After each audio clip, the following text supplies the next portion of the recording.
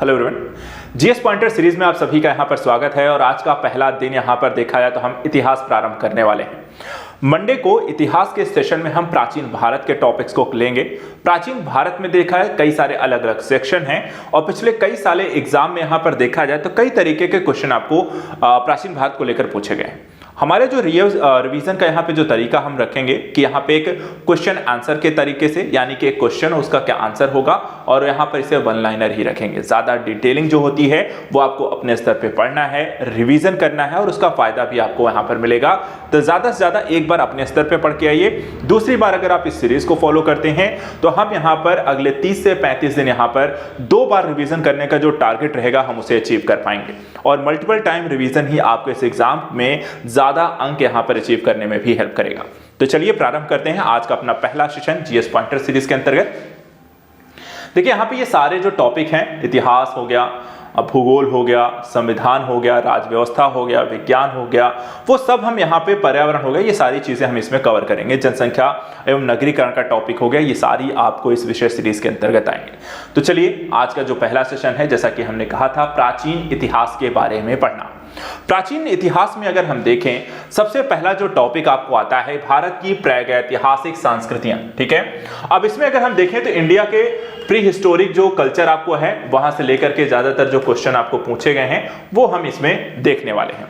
जैसे क्वेश्चन यहां पे आया था कि मध्य पाषाणिक स्थलों की भौगोलिक दृष्टि से पश्चिम से पूर्व का क्रम क्या है। तो यहां पर जब भी आपको इस चीज को यहां पे ध्यान रखना है, जो हमें भौगोलिक जो साक्ष्य यहां पर मिलते हैं मध्य पाषाणिक काल के, वो हैं आपको पश्चिम से पूर्व की ओर महदहा, लेखहिया, पैसरा और बीरभानपुर। ठीक है, दूसरा ऐसा ही है कि यहां पे देखिए कई बार पुरातात्विक स्थल और सुमेलित करने को लेकर एक क्वेश्चन आपको आया है।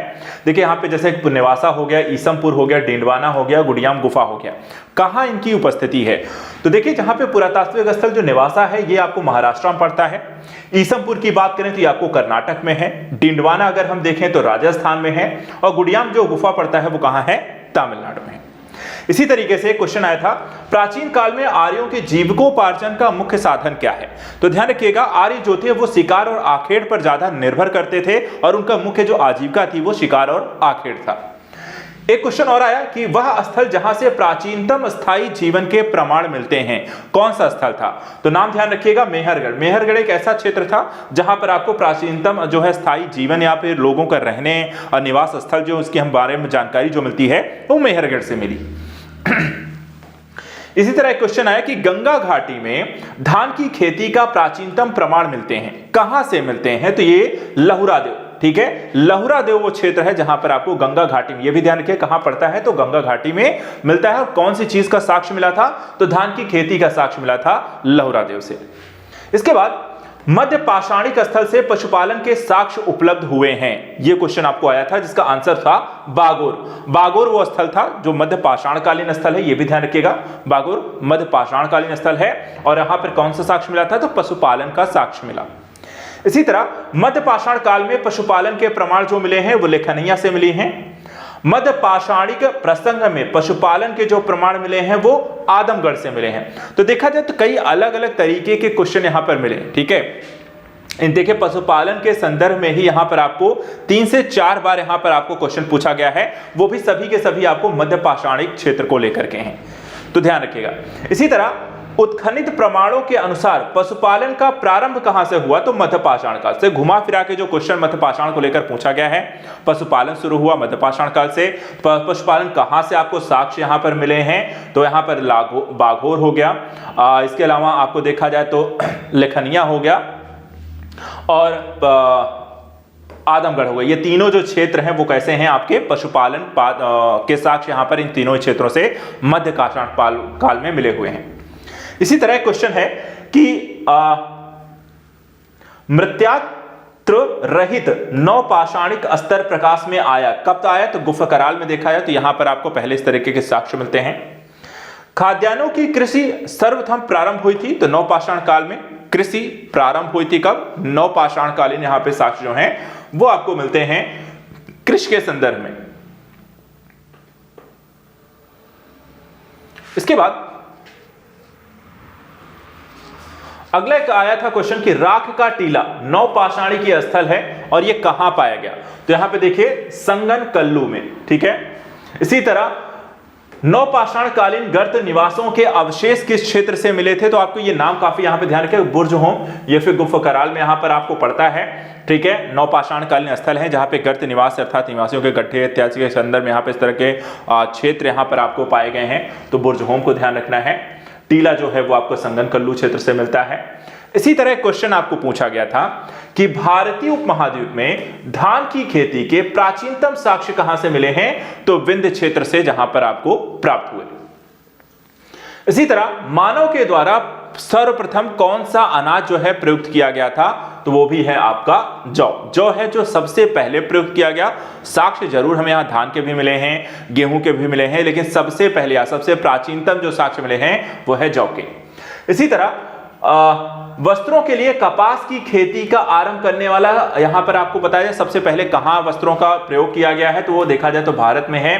जो कपास की खेती यहां पर प्रयोग किया गया, वस्त्रों के संदर्भ में इसका प्रयोग किया गया, वो भारत है। वृहद पाषाण स्मारकों की पहचान की गई, ठीक है। कहां से की गई है। तो देखा जाए तो मृतक को दफनाने के स्थानों के रूप में मूलतः देखा जाए तो वृहद पाषाण स्मारक हैं, अर्थात कि लोगों को जो शव जो होते थे वहां पर उन्हें जो ढकने के संदर्भ में आसपास जो होते थे बड़े बड़े पाषाण रखे जाते थे और ऐसे साक्ष्य आपको मिलते हैं, ठीक है। एक ही कब्र से 3 मानव कंकाल कहां से मिले हैं। तो ये उसका आंसर है यहां पे दमदमा। दमदमा एक ऐसा क्षेत्र है जहां से एक साथ आपको 3 मानव कंकाल आपको मिलते हैं, यानी कि एक ही कब्र के अंदर यहां पर 3 मानव कंकाल मिले। विंध्य क्षेत्र का वह शिलाश्रय जहां सर्वाधिक मानव कंकाल मिले, उस क्षेत्र का नाम क्या है। लेखहिया ऐसा क्षेत्र है जहां सर्वाधिक मानव कंकाल प्राप्त हुए। भारत में वह शिलाश्रय जहां सर्वाधिक चित्र प्राप्त हुए। तो भीमबेटका में देखा है तो चित्रकारी एक गुफा देखा जाए, भीमबेटका जो गुफा यहां पर आपको देखने मिलती है, वहां पे काफी सारे पाषाणकालीन जो है वो आपको चित्रकारी उसमें देखने को मिलती है, ठीक है। दधेरी एक परिवर्तीय हड़प्पीय पुरा स्थल है, ठीक है। तो ये कहां पड़ता है आपको पंजाब में, ध्यान रखिएगा। कौन सा। दधेरी। दधेरी हड़प्पी पुरास्थल जो है परिवर्ती हड़प्पा पुरास्थल है और ये आपको पंजाब के क्षेत्र से मिलता है, यानी पंजाब क्षेत्र में यहां पर स्थित है। ताम्र पाषाणिक स्थल नवदा टोली अवस्थित है, कहां पर अवस्थित है। तो यहां पर देखिए नवदा टोली आपको कहां पड़ता है, मध्य प्रदेश में पड़ता है। कैसा स्थल है। तो ताम्र पाषाणकालीन स्थल है। देखिए एक चीज और यहां पे ध्यान रखिएगा, क्रम ध्यान रखना है, ठीक है। पुरा पाषाण, मध्य पाषाण, नव पाषाण, ताम्र पाषाण, तो इनकी स्थिति कब रही है, कौन सा कब किसके बाद आता है। कई बार क्रमिक जो संदर्भ में भी क्वेश्चन आपसे पूछा जा सकता है। इसी तरीके से गैरिक मृत भांड OCP का नामकरण यहां पर हुआ था हस्तिनापुर में। देखा है तो पहली बार गैरिक मृत भांड इसका नामकरण किया गया हस्तिनापुर में। एक और क्वेश्चन है कि भारत का वह स्थल जहां खुदाई से लौह धातु के प्रचलन के प्राचीनतम प्रमाण मिलते हैं वो है अतरंजी खेड़ा से। यहां पर आपको लौह धातु के प्रचलन के साक्ष्य अर्थात कि लोगों के द्वारा लौह धातु का प्रयोग यहां पर किया जाने लगा था, चाहे वो शिकार के संदर्भ में हो या अन्य संदर्भ में। तो लौह के जो पहले प्रमाण आपको मिलते हैं वो अतरंजी खेड़ा से। यहां पर ताम्राश्व काल में महाराष्ट्र में लोग मृतकों के शरीर को फर्श के नीचे रखकर दफनाते थे और उनका जो सिराना जैसा होता था, किस दिशा में यहाँ पे सिरा दफनाते थे।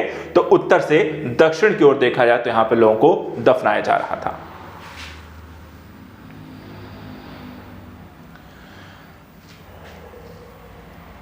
इसी तरीके से एक क्वेश्चन आया कि कोपेनहेगन संग्रहालय की सामग्री से पाषाण, कांस्य, लौह युग का त्रियुगी विभाजन किया गया था। किसके द्वारा किया गया था। तो थॉमसन के द्वारा यह विभाजन किया गया। भारत में प्रथम पुरा पाषाणिक उपकरण की खोज करने वाले रॉबर्ट ब्रूस फूट कौन थे। तो देखा जाए तो भूगर्भ वैज्ञानिक थे। रॉबर्ट ब्रूस फूट क्या थे, एक भूगर्भ वैज्ञानिक थे जिन्होंने भारत में जो पूरा पाषाणकालीन स्थल की स्थितियां रही हैं, उनके कालक्रम रहा है, कब कौन सा कितने समय तक रहा है, उसका विभाजन करने के यहाँ पर उनके उपकरणों की खोज करने को लेकर के एक जो श्रेय यहाँ पर आपको दिया जाता है।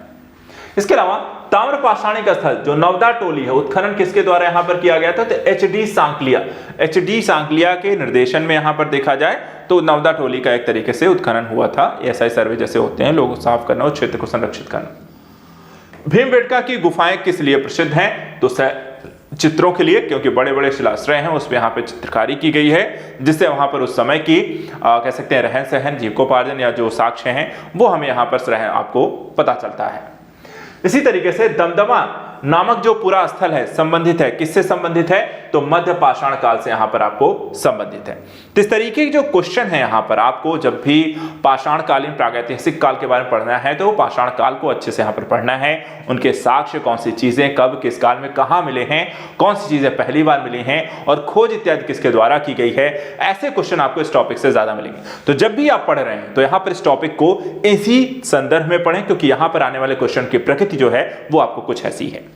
अब चलिए आते हैं सिंधु सभ्यता एवं संस्कृति, जो कि अगला एक बहुत इंपॉर्टेंट टॉपिक है जहां से काफी सारे क्वेश्चन आपको एग्जाम में पूछे गए हैं। जैसे कि देखा जाए तो हड़प्पा स्थल, पूरा स्थल जो है, और वहां पर कौन सी फसल इत्यादि के साक्ष्य इत्यादि मिले हैं, खेती की जाती रही उसके बारे में। तो चहुंदड़ों में देखा जाए तो सरसों, हड़प्पा से तिल, कुंतासी से कोदो और हुलास से धान के यहाँ पर फसलों की कह सकते हैं फसल उगाई जाती थी, खेती हो रही थी। इस तरीके के साक्ष्य आपको मिलते हैं। इसी तरह हड़प्पा सभ्यता से जल संरक्षण के साक्ष्य आपको किस क्षेत्र से मिलते हैं? तो नाम ध्यान रखिएगा, धौलावीरा से हमें जल संरक्षण के साक्ष्य मिले। हड़प्पी पुरा स्थल बनावली, बनावली कहां स्थित है, किस राज्य में स्थित है? तो यहां पर देखा जाए तो ये रंगोई नदी पर यहां पर आपको स्थित क्षेत्र है जिसको हम कहते हैं बनावली। इसी तरह हड़प्पा सभ्यता का स्थल मांडी भारत के किस राज्य में स्थित है? तो देखा जाए यहां पर आपको मांडी जो है आपको मांडी यहाँ पे देखा है उत्तर प्रदेश में नहीं है, ये आपको यहाँ पर कह सकते हैं जम्मू कश्मीर के एरियाज में यहाँ पर स्थित है। उत्तर प्रदेश जो स्थित यहाँ पर है वो है आलमगीरपुर। ठीक है। सिंधु घाटी की सभ्यता के पुरास्थल से नाव के चित्र मॉडल यहाँ पे प्राप्त हुए हैं, वो है आपको मोहनजोदड़ो एवं लोथल से। लोथल देखा जाए तो एक यहाँ पर एकमात्र जो आपको हड़प्पा सभ्यता का आपको बंदरगाह भी रहा है। इसके साथ मोहनजोदड़ो से प्राप्त पशुपति शिव की प्रसिद्ध जो मुहर है उस पर किस पशु का अंकन नहीं है? तो वहां पर देखा है सांड का, वहां पर कोई भी उनकी लिपि में या मुहर में देखा जाए उसका अंकन आपको नहीं पाया गया है। हड़प्पा संस्कृति के पूर्वी सीमांत का निर्धारण कौन करता है? तो यहाँ पर आप देख सकते हैं आलमगीरपुर वो क्षेत्र है जहां पर हड़प्पा संस्कृति के पूर्वी सीमांत का आपको निर्धारण करता है। और अगर हम देखें हड़प्पा सभ्यता के 4 स्थल को, यहाँ पर ईस्ट हो गया, वेस्ट हो गया, नॉर्थ हो गया, साउथ हो गया, तो यहाँ पर आप देख सकते हैं ईस्ट का जो यहाँ पे एरिया आपको आता है वो है आपका आलमगीरपुर। ठीक है। और ये आपको पड़ता है उत्तर प्रदेश में, और आलमगीरपुर देखा जाए तो मेरठ में आता है। ठीक है।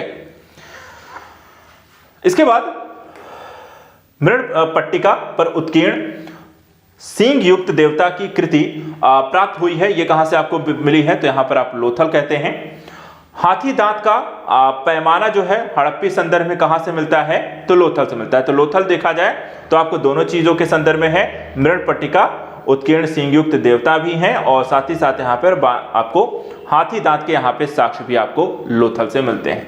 तो लोथल से किन किन चीजों के साक्ष्य मिले हैं ये देखा जाए आपको क्वेश्चन के रूप में यहाँ पर पूछा गया। इसी तरीके से एक क्वेश्चन आया था कि हड़प्पा का जो उत्खनन हुआ था करने वाला प्रथम पुरातत्वविद और उनकी इसके महत्व को समझा गया। देखा जाए तो सर जॉन मार्शल के द्वारा यहाँ पर हड़प्पा का उत्खनन कराया गया।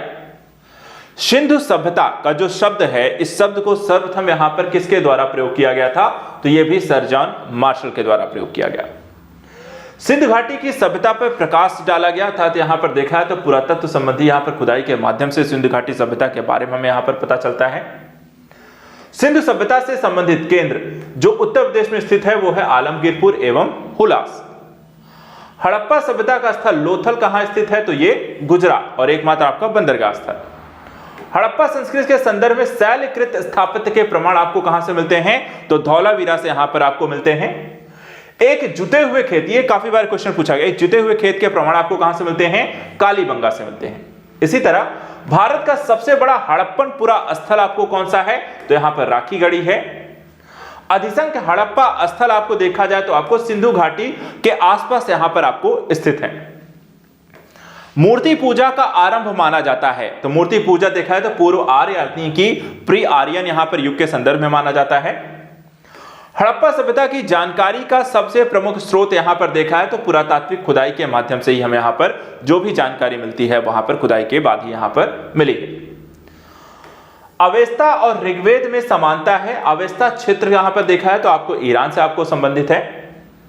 भारत में कपास की खेती का सबसे पहला साक्ष्य कहां से मिला है? तो यहां पर आपको देखें तो मेहरगढ़ से आपको सबसे पहला यह साक्ष्य मिला है। एक और क्वेश्चन है कि हड़प्पा का वह स्थान जहां मिट्टी के हल की आकृति आपको मिलती है कहां से मिली थी? तो आपको नाम ध्यान रखना है, बनावली से आपको हल की आकृति यहां पर आपको मिली है। वह स्थान या स्थल जहां से 100 पेटिका यानी कि ताबूत के प्रमाण आपको मिले हैं। तो हड़प्पा में देखा है तो आपको ये साक्ष्य मिलते हैं जहां पर 100 के ताबूत यानी कि आपको ताबूत कह सकते हैं, 100 पेटिका या ताबूत आपको मिले। सिंध घाटी सभ्यता का पोर्ट टाउन यानी बंदरगाह जो है वो कौन सा है? लोथल है। भारत में स्वतंत्रता के बाद सर्वाधिक संख्या में हड़प्पा स्थलों की खोज कहां हुई है? तो ये भी आपको देखा है तो गुजरात से यहां पर हुई है। तो ये सारे के सारे साक्ष्य, जानकारी, पॉइंटर यहां पर हमने इसके बारे में देखा। अब आइए यहां पर बात करते हैं ऋग्वैदिक एवं उत्तर वैदिक काल के संदर्भ में यहां पर कुछ प्रमुख जानकारियों का कि किस तरीके के टॉपिक्स हैं, क्वेश्चन है यहां पर इससे लेकर के पिछले कुछ सालों में पूछे गए। ठीक है, अब यहां पे देखिए ऋग्वेद में उल्लेखित दशराज युद्ध लड़ा गया था। कहां लड़ा गया था? तो यहां पर आप देख सकते हैं परुष्णी नदी के तट पर आपको दशराज युद्ध आपको लड़ा गया। पुराणों के 5 लक्षणों का उल्लेख मिलता है। किसमें यहां पर आपको मिलता है? तो मत्स्य पुराण में देखा है तो ये लक्षण मिले हैं। 1028 संस्करण किसमें है? तो देखा जाए तो ऋग्वेद में है। अष्टक भी किसे कहा जाता है? तो ऋग्वेद को देखा है तो अष्टक को भी यहां पर कहा जाता है। अब देखिए यहां पे एक तरफ वेद है, दूसरी तरफ ब्राह्मण है। तो कौन सा वेद किस ब्राह्मण संबंधित है, कौन सा ब्राह्मण ग्रंथ यहां पे किस वेद से संबंधित है? तो यहां पे देखिए ऋग्वेद में 2 हैं, कौशिकी और ऐतरेय ब्राह्मण। यजुर्वेद में देखा जाए तो शतपथ तैतरीय ब्राह्मण। सामवेद में देखा जाए तो पंचविश, खड्विश, अद्भुत तथा जैमिनी प्रांगण है। और अथर्ववेद में देखा है तो गोपद ब्राह्मण है। ये आपको काफी बार ये क्वेश्चन एग्जाम में है जैसे कि पूछा जाता है। इसको यहां पर आपको ध्यान रखना है कि वेद और उनके ब्राह्मणों को एक संयुक्त या सुमेलित करने को लेकर तो ये जानकारी आपको पता होना चाहिए। इसके अलावा कौन सा वेदांग के अंतर्गत नहीं आता है? तो देखा है स्मृति को वेदांग का अंग नहीं माना जाता है। वैदिक कालीन प्रशासन में भाग 2 अधिकारी था। कौन सा अधिकारी था? तो देखा जाए राजस्व कर जमा करने वाले अधिकारी को हम यहां पे भाग 2 कहते थे वैदिक काल में। वह ग्रंथ जिसमें आयुर्वेद शब्द का प्रयोग हुआ वो कौन सा है? ऋग्वेद में देखा जाए तो इसका प्रयोग किया गया है। महाभारत ग्रंथ का उपनाम क्या है? तो यहां पे सतसहस्त्री संहिता को ही हम यहां पर महाभारत कहते हैं। इसके अलावा पवित्र गायत्री मंत्र अंतर्विष्ट है यानी किसमें समाहित है? तो यहां पर देखा है तो ऋग्वेद में आपको गायत्री मंत्र का उल्लेख मिलता है। गायत्री मंत्र के नाम से प्रसिद्ध मंत्र सर्वप्रथम कहां मिला है? तो यह भी देखा है, इसका भी आंसर हो जाएगा ऋग्वेद ही है। ऋग्वेद की मूल लिपि कौन सी है? तो ऋग्वेद देखा जाए आपको ब्राह्मी लिपि में यहां पर आपको लिखा गया था। ऋग्वेद पर आधारित संकलन जो है उसको हम कहते हैं सामवेद है। और ऋग्वेद देखा जाए तो धर्म था बहुदेववादी है, अर्थात अलग अलग देवों के संदर्भ में यहां पे जानकारी मिलती है। ऋग्वेद काल में जनता विश्वास करती थी, किसके या किसमें विश्वास करती थी? तो यहां पर बलि और कर्मकांड में यहां पर उनका ज्यादा एक विश्वास था जो कि देखने को मिलता है। इसके अलावा गोत्र शब्द का प्रयोग सर्वप्रथम देखा जाए तो यह भी आपको ऋग्वेद में मिलता है। तो काफी सारे साक्ष्यों को लेकर, जानकारियों को लेकर या पहली जानकारी किस चीज के बारे में कहां से मिलती है, यहां पर देखा तो ऋग्वैदिक काल में इस तरह के क्वेश्चन आपको ज्यादा देखने को मिलते हैं। इसी तरीके से ऋग्वेद में सर्वाधिक संख्या में मंत्र संबंधित हैं। तो इंद्र को लेकर के सबसे ज्यादा यहां पर मंत्र आपको ऋग्वेद में देखने को मिलेंगे। सबसे प्राचीन वेद की भी संज्ञा देखा है तो ऋग्वेद को ही दी जाती है। इसी तरह वह वैदिक ग्रंथ जिसमें वर्ण शब्द का सर्वप्रथम नामोल्लेख मिलता है वो भी कौन सा है? ऋग्वेद में यहां पर इसकी जानकारी मिलती है। ऋग्वेद में उल्लिखित यव शब्द किस कृषि उत्पाद के लिए प्रयोग किया गया? तो जौ या यव यानी कि जौ का यहां पे प्रयोग आपको ऋग्वेद में मिलता है। ऋग्वेद में उल्लिखित प्रसिद्ध 10 राजाओं का युद्ध लड़ा गया था तो किस नदी के किनारे? तो परुष्णी या रावी नदी के किनारे लड़ा गया था 10 राज्य का युद्ध। ऋग्वैदिक कालीन के प्रारंभ में महत्वपूर्ण मूल्यवान संपत्ति यहां पर देखा है तो गाय को समझा जाता था, गाय का लेन देन इत्यादि किया जाता था, उनको यहां पे दान के संदर्भ में या कह सकते हैं काफी एक इंपॉर्टेंट पहलू के संदर्भ में को प्रयोग करते थे। और वैदिक काल में देखा जाए अघन्या जो होता है वो गाय को ही यहां पर संबोधित किया जाता था, गाय को हम अघन्या शब्द के संदर्भ में प्रयोग करते हैं। वैदिक साहित्य में मोक्ष की चर्चा मिलती है, कहां देखा जाए तो आपको उपनिषदों में मोक्ष के बारे में यहां पर जानकारी दी गई है। वैदिक देवताओं में पुरोहित जो था उसे क्या माना जाता था? तो बृहस्पति माना जाता था। तो पुरोहित कौन थे? बृहस्पति। उत्तर वैदिक काल में आर्य संस्कृत का धुर यहां पे समझा जाता था कुरु और पांचालों को, और वैदिक कर्मकांड में होता का जो संबंध होता था वो ऋग्वेद से होता था। तो ऋग्वेद का यहां पर देखा है होता जो शब्द है काफी बार यहां प्रयोग हुआ है।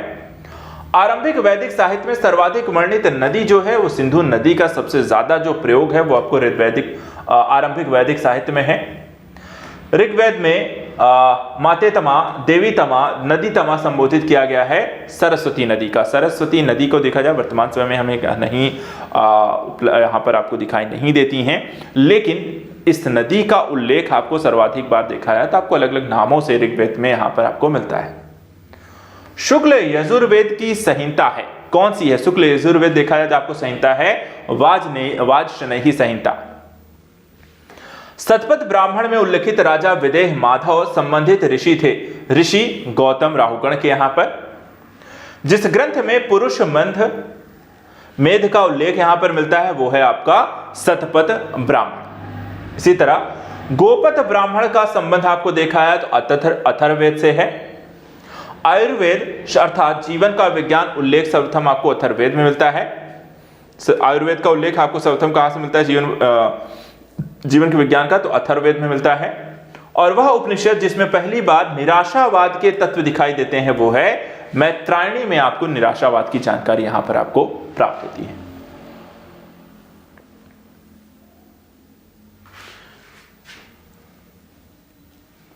इसके बाद भारतीय प्रतीक पर उत्कीर्ण, ठीक है, सत्यमेव जयते कहां से लिया गया है? तो मुंडकोपनिषद से देखा जाए तो आपको सत्यमेव जयते की यहां पर आपको जानकारी प्राप्त होती है। जिंद अवेस्ता और ऋग्वेद में समानता है, तो जिंद अवेस्ता संबंधित है कहां से? ईरान से।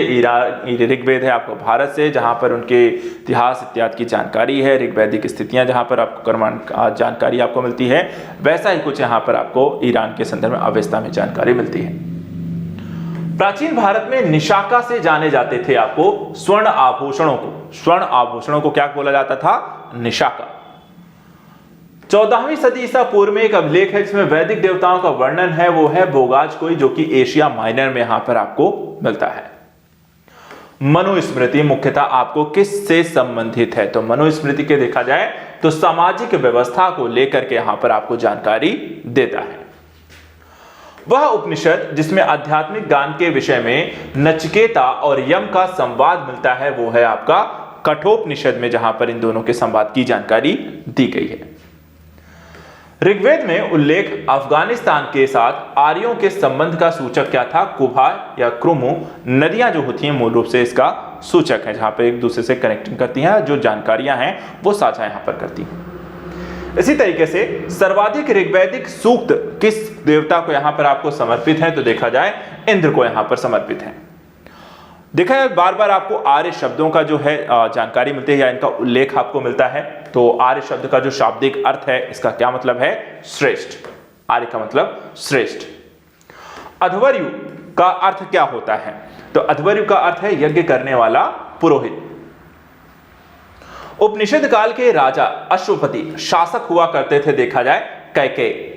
इसी तरह सर्ग, प्रतिसर्ग, वंश, मनवंतर और वंशानुचरित संकेतक आपके किसके हैं? तो पुराणों के इन्हें संकेतक माना जाता है। भारत का प्रथम विधि निर्माता माना जाता है मनु को। प्राचीन काल के महान विधि निर्माता कौन थे? तो यहां पर देखा जाए आपको ये भी मनु ही हुआ करते थे। कौशेय शब्द का प्रयोग किया गया था रेशम के लिए, वहीं कलाशिकी संस्कृति में आर्य शब्द का जो अर्थ है उसका मतलब है एक उत्तम व्यक्ति। ऋग्वेद क्या है? आपका स्रोतों का अध्ययन का एक संकलन होता है। वहीं इतिहास शब्द का उल्लेख यहां पर आपको अथर्ववेद में मिलता है और ऋग्वेदों में उल्लिखित राजाओं का संग्राम यहां पे परुष्णी नदी के किनारे हुआ था। तो ऋग्वैदिक कालीन जो इतिहास है वहां पर देखा, या वैदिक कालीन इतिहास है, उत्तर वैदिक कालीन इतिहास है, उसके बारे में हमने यहां पर देखा। अब आइए यहां पर बात करते हैं 6ठी शताब्दी ईसा पूर्व की राजनीतिक दशा, महाजनपदों के उदय और मगध साम्राज्य के बारे में किस तरीके के प्रश्न यहां पर आपसे पिछले कुछ सालों में यहां पर यूपीपीएससी के एग्जाम में आपको पूछे गए। जैसे कि क्वेश्चन आया था कि 16 महाजनपदों का उल्लेख आपको कहां मिलता है, तो इसका आंसर है अंगुत्तर निकाय में यहां पर इस तरीके की जानकारी आपको मिलती है। कलिंग नरेश खारवेल किस चीज से संबंधित है या किससे संबंधित है? यहां पर चेदी वंश से यहां पर आपको संबंधित है। 6ठी शताब्दी ईसा पूर्व मत्स्य महाजनपद स्थित है। कहां स्थित है? तो राजस्थान में है।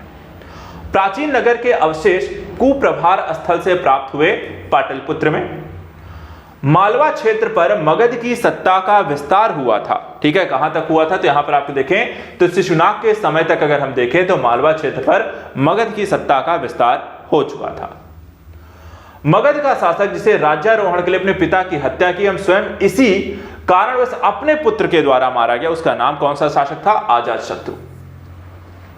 इसी तरह मगध का सम्राट जिसने अपरो परशुराम के नाम से जाना जाता था, उसका नाम है महापद्म नंद। प्राचीन श्रावस्ती का नगर विन्यास या आकृति कैसी थी? तो अर्धचंद्राकार आकृति में उसे यहां पर बसाया गया था, कुछ ऐसे। 6ठी शताब्दी ईसा पूर्व में शुक्तमती जो राजधानी थी वो चेदी वंश की यहां पर थी। इसी तरह अभिलिखित साक्ष्य प्रकट होते हैं नंद राजा के आदेश की एक नहर खोदी गई थी। यहां पर देखा जाए तो कलिंग में इस तरह की एक नहर खोदी गई थी, इसका साक्ष्य यहां पर आपको मिलता है। उदयन वासवदत्ता की दंत कथा किससे संबंधित है? कौशांबी से। और प्राचीन नगर में मगध साम्राज्य की सबसे प्रारंभिक जो राजधानी हुआ करती थी वो कौन सी थी? पाटलिपुत्र में देखा जाती है राजधानी आपको मिलती है। इसी तरह कुछ धार्मिक आंदोलनों को लेकर भी यहां पर आपको पिछले कुछ वर्षों में आपसे क्वेश्चन पूछे गए, जैसे कि जैन धर्म हो गया। जैन धर्म में कल्प सूत्र की यहां पे रचना मिलती है और ये कल्प सूत्र की जो जानकारी मिलती है वो भद्रवाह ने यहां पर इसकी रचना की। भारत में पाल काल के एक महत्वपूर्ण अध्ययन केंद्र का क्या नाम था? विक्रमशिला। ठीक है, धर्मपाल ने देखा जाए इसको स्थापित किया। विक्रमशिला विश्वविद्यालय के अति महत्वपूर्ण आचार्य कौन कौन से थे? तो यहां पर विरोचन, अतीश, दीपांकर और रत्नाकर शांति यहां पर इसके प्रमुख आचार्य हुआ करते थे। अब ऐसे एक सही सुमेलित करके कुछ क्वेश्चन पूछे गए, जैसे कुछ स्थल आपको हैं और यहां पर उनसे संबंधित कौन से तीर्थंकर हैं, जैन तीर्थंकर, उसके बारे में आपको पूछा गया, जैसे कि श्रावस्ती, संभवनाथ, कांकदी, सुविधानाथ, अयोध्या, ऋषभनाथ और पभोषा में पद्म प्रभु का यहां पर देखा है जन्म स्थान या उनके संबंधित यहां पर आपको देखा है तो प्रमुख स्थल रहे। एक क्वेश्चन यहां पे आया, तक्षशिला विश्वविद्यालय का उत्खनन कराया किसके द्वारा कराया गया? तो सर जॉन मार्शल के द्वारा कराया गया। इसी तरह महावीर का प्रथम अनुयायी कौन बना था? तो जमाली। ठीक है, महावीर के प्रथम अनुयायी कौन बने? जमाली। त्रिरत्न सिद्धांत, सम्यक धारणा, सम्यक चरित्र, सम्यक ज्ञान, जिस धर्म से की महिमा है या से संबंधित है वो कौन सा है? तो यहां पर देखा जाए तो जैन धर्म से संबंधित है त्रिरत्न, सम्यक धारणा, सम्यक चरित्र, सम्यक ज्ञान। आजीवक संप्रदाय के संस्थापक कौन थे? तो यहां पे नाम ध्यान रखें, मक्खली पुत्र गोशाल यहां पर देखा जाए। प्रारंभिक जैन साहित्य में क्या लिखा गया है? कि अर्धमागधी भाषा में देखा जाए तो प्रारंभिक जो जैन यहां पर आपके साहित्य हैं वो अर्धमागधी भाषा में लिखे गए हैं। यापनी एक संप्रदाय है यहां पर देखा है तो जैन धर्म का ही है। तीर्थंकर शब्द संबंधित है तो तीर्थंकर का मतलब हो यहां पर आपको देखा तो जैनों से संबंधित है, जैन या जिन या विजेता जिसे हम कहते हैं, जिसका मतलब यहां पर जैन जो तीर्थंकर हुआ करते थे वो यहां पर अभी हमने देखा, जैसे आपको संभवनाथ, ये सभी क्या हैं? तीर्थंकर हैं। संभवनाथ, ऋषभनाथ, सुविधानाथ प्रभु, महावीर स्वामी हैं। जैन सभा जिसमें अंतिम रूप से श्वेतांबर और दिगंबर का यहां पर देखा जाए आगम यहां पे संपादन हुआ वो देखा जाए तो आपको पाटलिपुत्र है।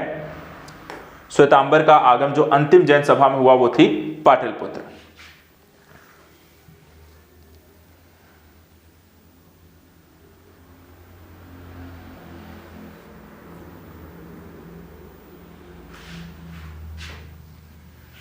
नेक्स्ट देखते हैं, प्रभासगिरी तीर्थ स्थल आपको देखा है तो जैनों का है। प्रभासगिरी जैन स्थल है आपको। धर्म जो विश्व विनाशकारी प्रलय की अवधारणा में विश्वास नहीं करता है तो यह है आपका जैन धर्म है, जो कि ऐसे किसी तथ्य को यहां पे स्वीकारता नहीं है। जैनियों की जो पवित्र पुस्तक है क्या कहलाती है, उसका नाम यहां पे क्या है तो अगम सिद्धांत है। दर्शन जिसमें पुनर्जन्म के विश्वास को अस्वीकार किया गया वो है चार्वाक दर्शन में पुनर्जन्म को स्वीकार नहीं किया गया। ऐसे ही कुछ प्रश्न यहां पर बौद्ध धर्म को लेकर भी आपके एग्जाम में पूछे गए। जैसे बुद्ध का जन्म हुआ था, कब हुआ था तो लुम्बिनी में देखा है, बुद्ध का जन्म कहां हुआ था तो लुम्बिनी में हुआ। बुद्ध की मृत्यु जहां हुई थी उस स्थान का नाम देखा जाए आपको कहां पड़ता है, उत्तर प्रदेश में यहां पर पड़ता है, सारनाथ। बुद्ध के जीवन की घटना जिसमें यहां पे महाभिनिष्क्रमण के रूप में जाता है, गृह त्याग। गौतम बुद्ध ने अपना प्रथम प्रवचन यहां पे देखा है तो सारनाथ में दिया। बुद्ध के उपदेश यहां पर किससे संबंधित है तो यहां पे आचरण की शुद्धता और पवित्रता से। भारतीय कला में बुद्ध के जीवन की घटना का चित्रण मृग सहित चक्र द्वारा आपको देखा जाए हुआ है, जो कि उसका प्रथम उपदेश के तौर पे माना जाता है। धर्म चक्र प्रवर्तन किया गया था देखा जाए तो सारनाथ में यहां पर किया गया, और सारनाथ में अपना प्रथम प्रवचन यहां पर देखा है किसके द्वारा दिया गया तो महात्मा बुद्ध के द्वारा दिया गया। बुद्ध ने अपने सर्वाधिक उपदेश जो दिए वो आपको श्रावस्ती में दिए, और बौद्ध संघ में भिक्षुणी के रूप में स्त्रियों के प्रवेश की अनुमति बुद्ध के द्वारा दी गई थी देखा जाए तो वैशाली में ये आपको अनुमति बुद्ध के द्वारा दी गई, जब उसके बाद यहां पर भिक्षुओं यानी कि महिलाओं को इसमें आपको शामिल किया जाएगा। बुद्ध के जीवन काल में ही संघ प्रमुख होना चाहता था कौन, देवदत्त। बुद्ध के द्वारा रूपांतरित में अंतिम व्यक्ति यहां पर कौन थे, सुभद्र। और त्रिपिटक यहां पर किससे संबंधित है तो देखा जाए आपको बुद्ध के उपदेशों के संग्रह को यहां पर त्रिपिटक कहा जाता है। बौद्ध धर्म में त्रिरत्न इंगित करता है, बुद्ध, धम्म और संघ को यहां पर त्रिरत्न आपको बौद्ध धर्म का कहा जाता है। इसी तरह प्रथम बौद्ध समिति का आयोजन जो हुआ था अजातशत्रु के शासनकाल में यहां पर हुआ था।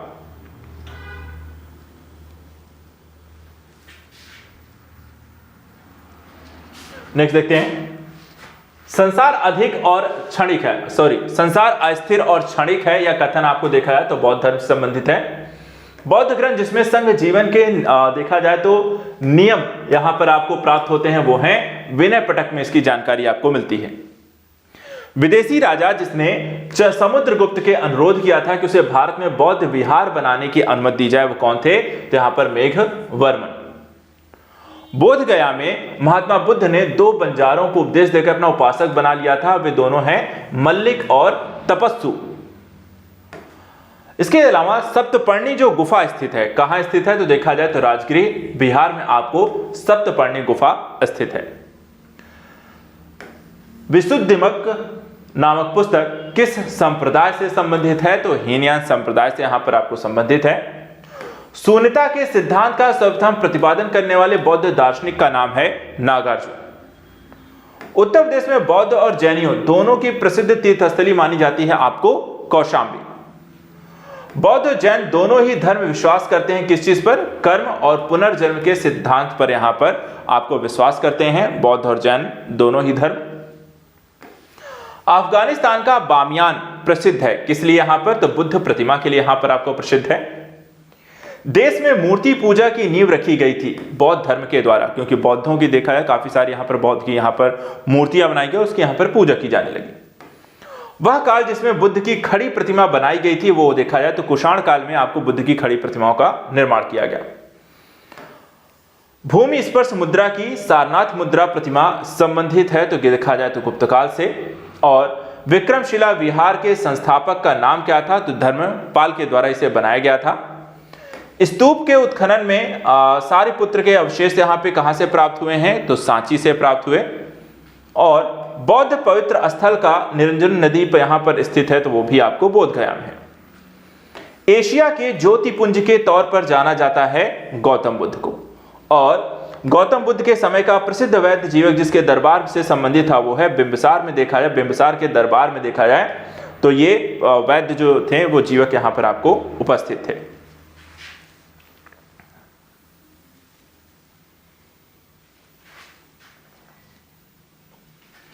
अब यहां पे देखिए बुद्ध कौशाम्बी आए थे, यहां पर देखा जाए तो उदयन के राज्यकाल में यहां पर आते हैं।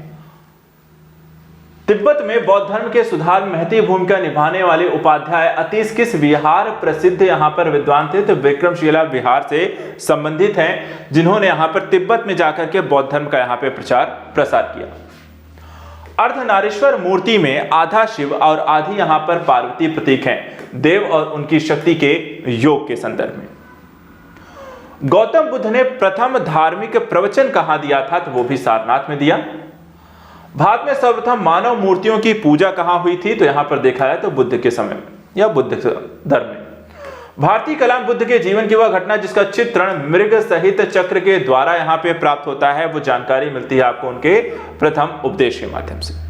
तो ये हो गए आपके जैन और बौद्ध धर्म। अब आते हैं यहां पर भागवत धर्म और वैष्णव धर्म को लेकर के, ब्राह्मण धर्म को लेकर के। देखिए भागवत गीता मूलतः महाभारत का अंश है, यहां पर देखा जाए तो भीष्म पर्व का इसे हिस्सा माना जाता है। नागार्जुन कोंडा शहर की स्थापना किसके द्वारा की गई थी? तो यहां पर इक्ष्वाकु राजवंश के द्वारा यहां पर की गई। अब यहां पे कुछ देवता है और उनसे संबंधित उनकी पहचान क्या है? जैसे कि शिव की पहचान त्रिशूल है, विष्णु की पहचान चक्र है, गणेश की पहचान रस्सी का फंदा है और सरस्वती की पहचान यहां पर उनकी वीणा है।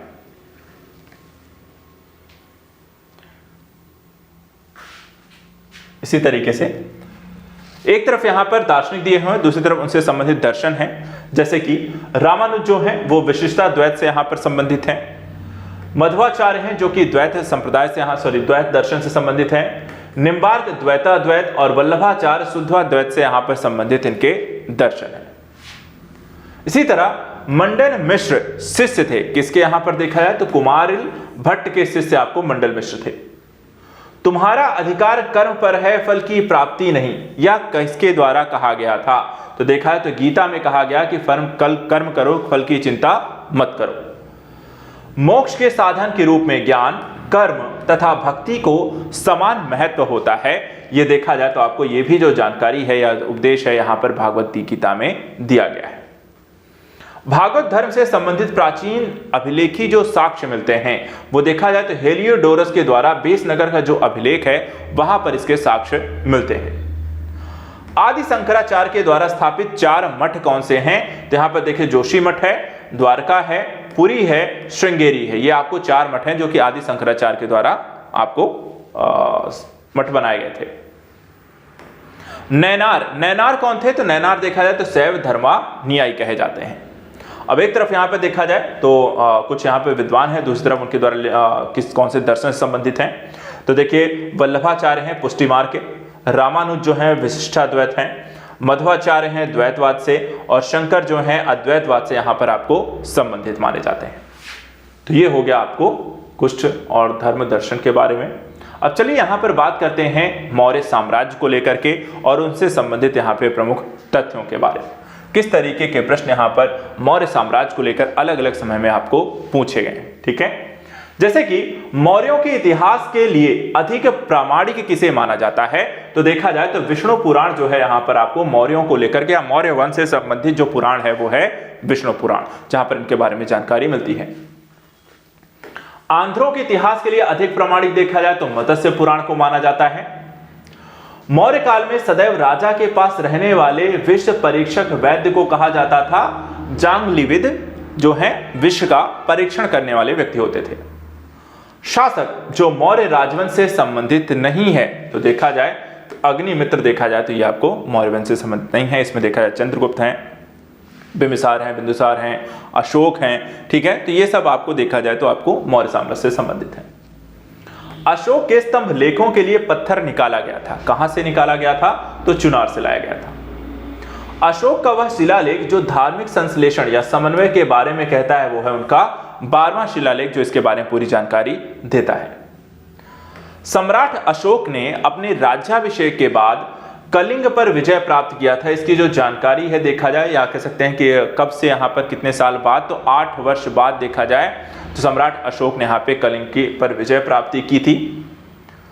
प्राकृत भाषा के पोषक थे, संरक्षणकर्ता कौन थे, तो यहाँ पर देखा जाए सातवाहन जो नरेश हुआ करते थे, शासक हुआ करते थे, उनके संरक्षण में प्राकृत भाषा जो थी वो ज्यादा यहाँ पर फली फूली।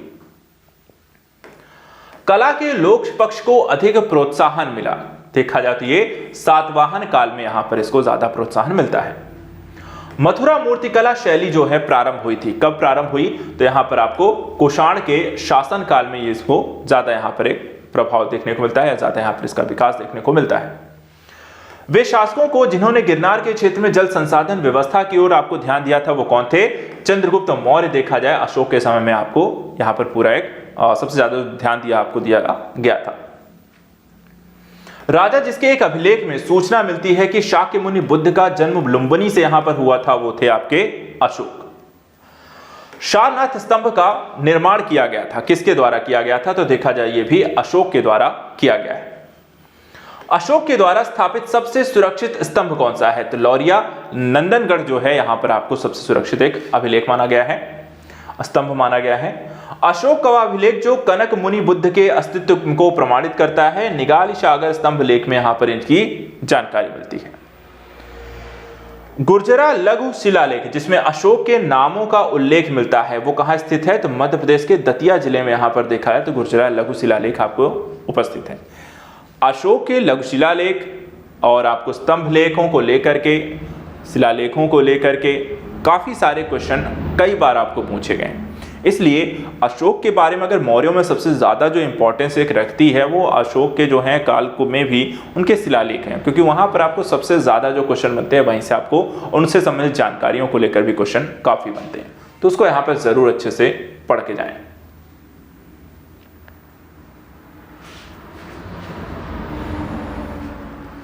इसके बाद अशोक के अभिलेखों में पूर्ण रूपेण धार्मिक सहिष्णुता के प्रति समर्पित अभिलेख कौन सा है, तो यहां पर आप देख सकते हैं उनका 12वां जो शिलालेख है उसमें बारे में जानकारी दी गई है। ब्राह्मी लिपि को सर्वप्रथम किसके द्वारा पढ़ा गया, तो यहां पर आप देख सकते हैं जेम्स प्रिंसेप वो व्यक्ति थे जिन्होंने ब्राह्मी लिपि को पढ़ा। प्राक अशोक ब्राह्मी लिपि का पता यहां पर चलता है अनुराधापुर से, यहां पर इसकी जानकारी हमें मिलते हैं, साक्ष्य यहां पर मिलते हैं। पत्थर पर प्राचीनतम शिलालेख थे, यहां पर देखा जाए तो प्राकृत भाषा में आपको प्राचीनतम शिलालेख मिलते हैं, लिखे हुए, खुदे हुए। अपने साम्राज्य के उत्तरी पश्चिमी भाग में उत्कीर्ण राजज्ञाओं के लिए अशोक ने लिपियों का प्रयोग किया था, तो किस लिपि का प्रयोग किया था, तो अरामाइक, ग्रीक और खरोष्ठी, ये 3 अलग अलग लिपियों का प्रयोग उनके लेखों में मिलता है। इलाहाबाद में अशोक स्तंभ सूचना प्रदान करता है किसके बारे में, समुद्रगुप्त के बारे में यहां पर आपको जानकारी इसमें मिलती है। फाहियान भारत आया, कब आया था, तो यहां पर आपको 399 एडी में वो भारत आता है। कलिंग युद्ध का विवरण हमें ज्ञात होता है कहां से, उनके 13वें शिलालेख से इसके बारे में जानकारी मिलती है। मौर्यन मंत्रिपरिषद एवं राजस्व इकट्ठा करने से संबंधित यहां पर देखा है कौन व्यक्ति था, समाहर्ता। इसी तरह अशोक का समकालीन जो तुर्मय राजा हुआ करता था वो कौन था, यहां पर मिश्र। मकदूनिया में अशोक का समकालीन राजा कौन था, तो यहां पे एंटीगोन गोंटास जो थे वहां पर इनके प्रमुख राजा हुआ करते थे। टॉलमी फिलाडेल्फस जिसके साथ अशोक के राजनय संबंध थे, शासक किसका हुआ करता था, आपको मिश्र का था। इसी तरह एक इतिहासकार के अनुसार शिलालेखों में अशोक ने जिस धर्म का प्रतिपादन किया है वह देखा जाए तो आपको वस्तुतः राजधर्म है। यह कथन किसके द्वारा प्रयोग किया गया है, तो उनका नाम था फ्लीट ने कहा था कि उनके शिलालेखों में अशोक ने जिस धर्म का यहाँ पे प्रतिपादन किया है वो मुख्यतः एक तरीके के राजधर्म के बारे में बताते हैं कि राजधर्म क्या होना चाहिए, किस तरीके शासन सत्ता को यहाँ पे चलाना है। इसके अलावा आधुनिक देवनागरी लिपि का जो प्राचीनतम यहाँ पे या कह सकते हैं प्राचीन रूप है वो कौन सा है, ब्राह्मी है। किसने सहिष्णुता, उदारता और करुणा के त्रिविध आधार पर राजधर्म की स्थापना की है, वो भी देखा जाए अशोक हैं। कलिंग विजय के पश्चात जिस तरीके से उन्होंने बौद्ध धर्म ग्रहण किया और उसके पश्चात जिस तरीके से उन्होंने शासन सत्ता को संभाला है उसमें आपको सहिष्णुता, उदारता और करुणा आपको मिलती है। सांची का स्तूप किसके द्वारा बनाया गया था, तो यह भी आपको अशोक के द्वारा बनवाया गया। ब्राह्मी लिपि का प्रथम उद्वाचन उत्कीर्ण अक्षरों में किया गया था, तो वो भी उनके स्तंभों पे किया गया। इसी तरह बुलंदी बाग प्राचीन स्थान कहां पर है, तो ये आपको देखा है तो पाटलिपुत्र में यह स्थान स्थित है।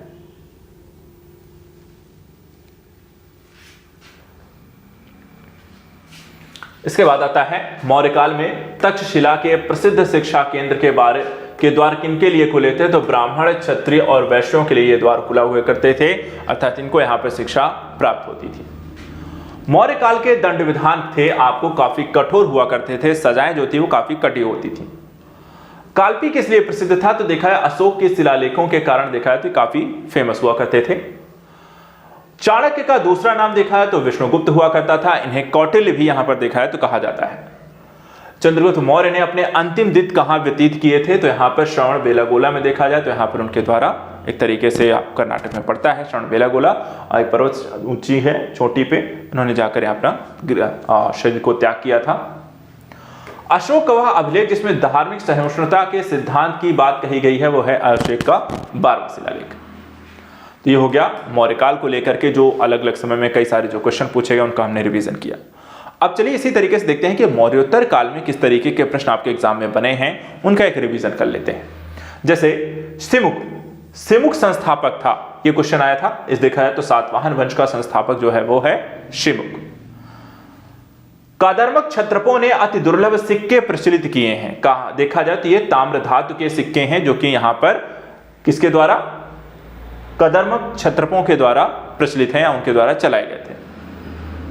अशोक के द्वितीय शिलालेख में किस चीज का उल्लेख नहीं है, तो देखा जाए तो सातवाहनों का यहां पर उल्लेख नहीं है। खारवेल के विषय में जानकारी का जो स्रोत है वो यहां पर देखा जाए तो हाथी गुम्फा का अभिलेख है जहां पे खारवेल के बारे में जानकारी मिलती है।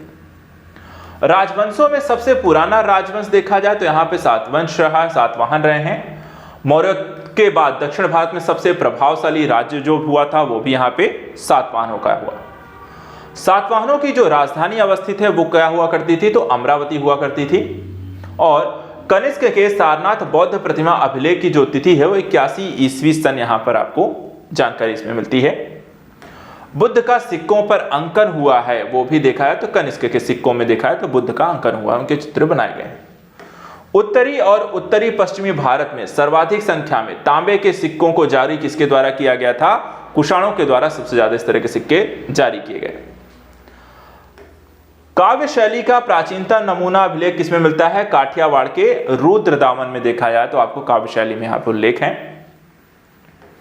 प्राचीन भारत में नियमित रूप से सोने के सिक्के किसके द्वारा चलाए गए, तो आपको कुषाणों के द्वारा यहां पे सबसे ज्यादा तरीके सोने सिक्के चलाए गए। बिना बेगार के सुदर्शन झील का जीर्णोद्धार कराया गया था रुद्रदामन प्रथम के द्वारा। और प्राचीन भारत के साहित्यिक इतिहास में पाणिनि और पतंजलि की ख्याति प्राप्त जो नाम थे वहां पर काफी आपको फले फूले हैं।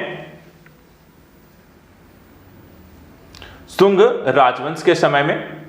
इसी तरह विक्रम संवत का जो प्रारंभ हुआ वो देखा जाए तो आपको 58 ईसा पूर्व होता है। महाभाष्य के लेखक पतंजलि किसके समसामयिक थे, तो यहां पर देखा है पुष्यमित्र सुंग के ही समकालीन हुआ करते थे। और विक्रम एवं शक संवत के में कितना अंतर है, कितने वर्षों का यहां पर अंतर है, तो 135 वर्षों का यहां पर मूल रूप से अंतर है इन दोनों में। अगले इसमें देखते हैं सूची दी हुई है, सूची 1 को सूची 2 से ऐसे मिलाने के संदर्भ में काफी ऐसे क्वेश्चन आते हैं। एक तरफ यहाँ पे कुछ यहाँ पर विदेशी शासकों के नाम हैं और दूसरी तरफ यहाँ पर किसके शासनकाल में आते हैं, तो देखिए किससे रिलेट करते हैं, जैसे कि किस वंश से रिलेट करते हैं। जैसे डिमिट्रियस है, हिंदी यूनानी शासक था। रुद्रदामन जो शक शासक था। गोंडोफर्निस पहलव थे और विम जो थे वो कुषाण से संबंधित यहाँ पर है। अब चलिए बात करते हैं कि प्राचीन भारत में कौन कौन से विदेशी यहाँ पे आक्रमण हुए। तो जैसे कि मध्य प्रदेश में विदिशा के पास बेसनगर में गरुड़ ध्वज स्तंभ किसके द्वारा बनवाया गया था, हेलियोडोरस के द्वारा। हमारे देश को इंडिया संबोधित करने वाले कौन थे, यूनानियों के द्वारा भारत को इंडिया के नाम से बुलाया गया। हिंद यवन शासक जिसने शीशे के सिक्के जारी किए थे वो है स्ट्रेटो द्वितीय। शासक जिसने सर्वप्रथम सोने के सिक्के यहां पे जारी किए उसको श्रेय दिया जाता है विम कटफिसस को। वीर भारती राजा का नाम जिसने सिकंदर ने झेलम के तट पर पराजित किया था वो है पुरु यानी कि पोरस। युद्ध भूमि में बड़ी संख्या में सैनिकों के मारे जाने अथवा आहत हो जाने के बाद भारतीय गण अथवा राज्य की स्त्रियों ने सिकंदर के विरुद्ध शस्त्र धारण किया। ये यहां पर देखा जाए तो मत्स्यज्ञ। और आयुर्वेद के प्रसिद्ध विद्वान चरक दरबार जो थे वो किसके दरबार में थे? तो कनिष्क के दरबार में यहां पर चरक थे। अब चलिए बात करते हैं कुछ दक्षिण भारतीय राज्यों के जो कि प्राचीन काल में देखने को मिलते हैं, जैसे संगम युग, जिसमें चोल, चेर, पांड्य मुख्य रूप से आपको संगम कालीन राज्य शासन संदर्भ में यहां पर रिलेट करते हैं। जैसे कि चोल वंश का शासक जिसने शिवपाद शेखर की उपाधि धारण की वो है राजराजा प्रथम। संगम ग्रंथ तोलकाप्पियम आधारित है व्याकरण पर। तमिल ग्रंथ जिसे लघुवेद की संज्ञा दी गई है वो है कुराल। और शिल्पाधिकारम का लेखक यहां पर है इलंगो। तो ये सब यहां पर देखा है संगम युगीन, आपको कुछ तथ्यों के बारे में है। और तृतीय संगम कब हुआ था? तो मदुरई में हुआ था। और बृहदेश्वर मंदिर जो भगवान शिव को 1014 में समर्पित किया गया था वो आपको तंजावुर में स्थित है। दक्षिण भारत के राज्यों के संदर्भ में अगर हम देखें तो कुछ शासक और उनका किस वर्ष कहां पर शासन कर रहे थे इसको लेकर भी क्वेश्चन बने हैं। जैसे कि राजराज का जो शासनकाल है 985 से 1015 ईस्वी में है। राजाधिराज प्रथम का 1044 से 1052 ईस्वी में है। कुलोतुंग प्रथम का 1070 से 1120 ईस्वी है। और विक्रम चोल का 1120 से 1133 ईस्वी में है। इसी तरह कुछ राजवंश और उनकी राजधानियों को लेकर भी क्वेश्चन आपसे एग्जाम में पूछे गए। जैसे कि पल्लव राजवंश की जो राजधानी हुआ करती थी वो कांची। कदंब राजवंश की राजधानी वनवासी। पांड्य राजाओं की जो राजधानी थी वो है मदुरई।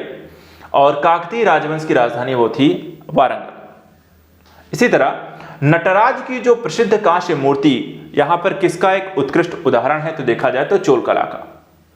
वह राजवंश जो अपने शासन काल में ही अपना उत्तराधिकारी घोषित कर देते थे वो कौन हुआ करते थे? कौन से राजवंश में? चोल राजवंश में। वह दक्षिण भारतीय राज्य जो अपनी नौसैनिक शक्ति के हेतु यहां पे प्रसिद्ध हुआ करता था वो है चोल राजवंश। चोल गंगम नामक वृहद कृत्रिम झील बनवाने का श्रेय देखा जाए तो राजेंद्र को जाता है। तंजौर के बृहदेश्वर मंदिर का निर्माण देखा जाए तो राजा राज प्रथम के द्वारा यहां पर बृहदेश्वर मंदिर का निर्माण कराया गया। चोलों का राज्य किस क्षेत्र में फैला है? तो कोरोमंडल तट से लेकर दक्कन के कुछ भागों तक आपको चोलों का साम्राज्य फैला हुआ था। और चोल शासकों के शासनकाल में वारियम उद्यान प्रशासन कार्य यहां पर देखा करता था टोट्टा वारियम। चालुक्यों की राजधानी आपको क्या हुआ करती थी? तो देखा जाए तो वातापी।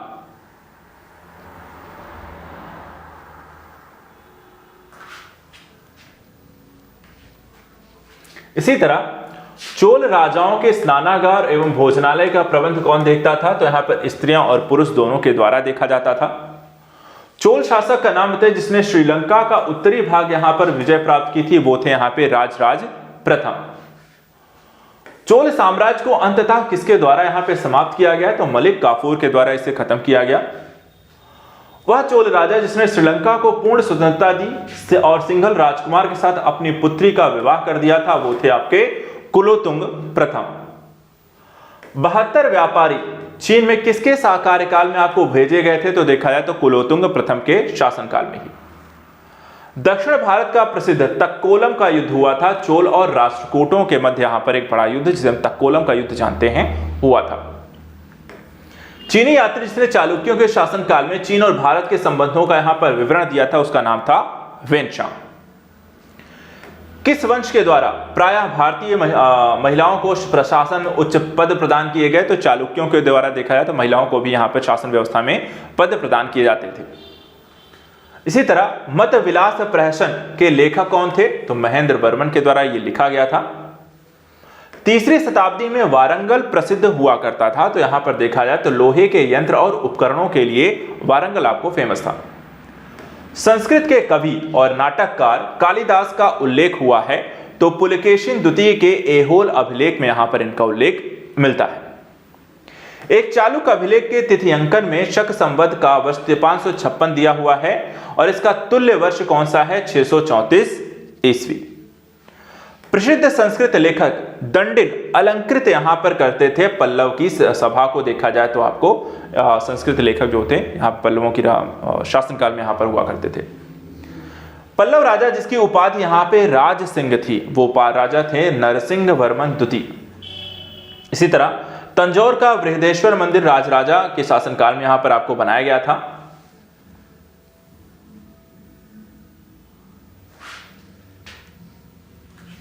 अब आइए यहां पर देखिए, कुछ यहां पर सुमेलित करने को लेकर भी कुछ रिवीजन है, जैसे कि आपको एक तरफ दक्षिण भारत के समुद्रगत समकालीन नरेश हैं और यहां पर उनके राज्य हैं, जैसे कि धनंजय जो थे वो कुस्तलपुर के राज्य में यानी कि नरेश हुआ करते थे। नील राजा, मुक्त, उग्रसेन पालक्का और विष्णुगोपा कांची के यहां पर राज्य से संबंधित थे। एक तरफ राजवंश, दूसरी तरफ राजधानी, तो पल्लवों की राजधानी कांची है, पांड्यों की राजधानी मदुरा है, यादवों की राजधानी देवगिरी है और काकतीय की राजधानी वारंगल हुआ करती थी। अब चलिए बात करते हैं यहां पर गुप्त काल की। ठीक है, मौर्यों को पढ़ लिया, मौर्योत्तर को पढ़ लिया, संगम काल को पढ़ लिया। अब आते हैं गुप्त को लेकर, गुप्त और गुप्तोत्तर। तो गुप्त काल में देखा जाए तो मंदसौर प्रशस्ति उपलब्धियों का विवरण जो है वो किसके संदर्भ में यहाँ पे क्या प्रस्तुत करता है, तो कुमार गुप्त के द्वारा यहाँ पर देखा है। तो ये जानकारी वहां पर आपको मिलती है उनके बारे में। यहाँ पर उनके एक प्रशस्ति पत्र है कुमार गुप्त के उपलब्धियों के बारे में। शक विजय के संदर्भ में सबसे सबल प्रमाण नरेश की रजत मुद्राएं देखा जाए तो चंद्रगुप्त द्वितीय की मुद्राओं में यहाँ पर मिलता है। रजत सिक्के जारी करने वाला प्रथम गुप्त शासक कौन हुआ था, तो यहाँ पर देखें चंद्रगुप्त द्वितीय। भारत का नेपोलियन नाम दिया गया था, किसे दिया गया, तो यहां पे समुद्रगुप्त को। शक विजेता किसे कहा जाता था, चंद्रगुप्त द्वितीय को।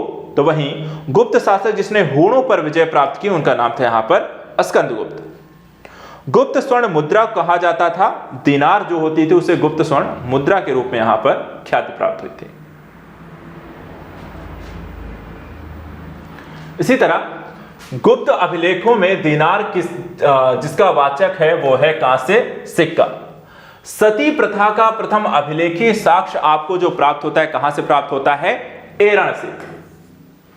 437-38 में मंदसौर अभिलेख के एक भव्य सूर्य मंदिर के निर्माण का उल्लेख देखा जाए तो रेशम बुनकरों की श्रेणी के रूप में यहां पर मिलता है। वहीं सारनाथ की भूमि स्पर्श मुद्रा वाली बुद्ध प्रतिमा कालांकित है तो देखा जाए आपको गुप्त काल में। प्राचीन भारत में वह वंश जिसके शासन काल को स्वर्ण युग कहा गया है वो है आपको गुप्त काल, देखा जाए तो स्वर्ण युग के तौर पर प्रख्यात किया गया है। राजवंश जो हूणों के आक्रमण से अत्यंत विचलित हुआ था वो है यहां पर गुप्त। भाग और बलि ये जो शब्द हैं किससे संबंधित हैं, तो देखा जाए तो राजस्व के स्रोत के रूप में इनका प्रयोग किया जाए है, कर के रूप में बेसिकली लेते थे। अधोलिखित में गुप्तकालीन स्वर्ण मुद्रा कौन सी है, तो यहां पर देखें जो दिनार हुआ करती है उसे गुप्तकालीन स्वर्ण मुद्रा के नाम से हम जानते हैं। भारतीय दर्शन की प्रारंभिक शाखा जो है वो है आपको सांख्य दर्शन। इसी तरह कर्म का सिद्धांत ये किससे संबंधित है, तो मीमांसा दर्शन से। योग दर्शन के प्रतिपादक कौन हुए, तो यहां पर नाम ध्यान रखना है पतंजलि। न्याय दर्शन को प्रचारित किसके द्वारा किया गया, तो गौतम के द्वारा, ऋषि गौतम के द्वारा। भारत में आस्तिक और नास्तिक संप्रदायों के विभेदक लक्षण क्या हैं, तो वेदों की प्रामाणिकता में आस्था, मूल रूप से यहाँ पे आस्तिक और नास्तिकों में मूल अंतर आपको बताया जाता है। इसी तरह काम रूप में वैष्णव धर्म को लोकप्रिय किसके द्वारा बनाया गया, तो देखा जाए तो शंकर देव के द्वारा। इसी तरह बीज गणित के क्षेत्र में योगदान के लिए विशेष रूप से जाने जाते थे भास्कर। कालिदास के द्वारा रचित मालविकाग्निमित्रम नामक के यहाँ पर जो नायक हुआ करता था उनका नाम यहां पर देखा जाए तो अग्निमित्र। मालविका उनकी अभिनेत्री, मालविकी और अग्निमित्र वहां पर नायक। तो यहां पर ये लिखा गया था कालिदास के द्वारा, तो मालविकाग्निमित्र उसका ग्रंथ का नाम है और अग्निमित्र वहां पर पुरुष जो उसका नायक है। कायस्थ जाति का सर्वप्रथम जो उल्लेख मिला है वो कहां से मिला है, तो यहां पर याज्ञवल्क्य के से मिलता है। दास मुक्ति के अनुष्ठान का विधान सर्वप्रथम देखा जाए तो नारद के द्वारा यहां पर किया गया था। पुंड्रुवर्धन भुक्ति अवस्थित है यहां पर देखा जाए तो उत्तर बंगाल में। गुप्त काल में उत्तर भारतीय व्यापार संचालित होता है ताम्रलिप्त बंदरगाह से। सती प्रथा का प्रथम अभिलेखी संदर्भ आपको मिलता है आपको एरण से।